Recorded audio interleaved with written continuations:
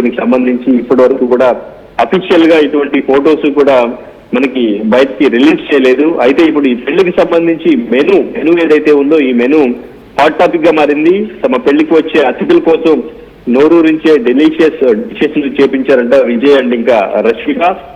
వచ్చే అతిథులందరికీ కూడా ముందుగా కొబ్బరి నీళ్లు అందిస్తూ ప్రతి ఒక్కరికి కూడా అరిటాకిలోనే భోజనం వడ్డించేలాగా ప్లాన్ చేశారట. ఇంకా వంటకాల విషయానికి వస్తే ఆంధ్ర తెలంగాణ వంటలను కూడా తమ పెళ్లి మెనూలో ఉండేలా ప్లాన్ చేశారు.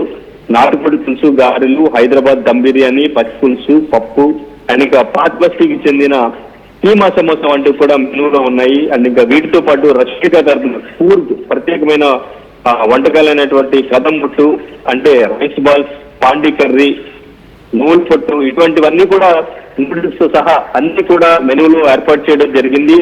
సో వచ్చిన వాళ్ళందరికీ కూడా ఆతిథ్యం ఇవ్వడంలో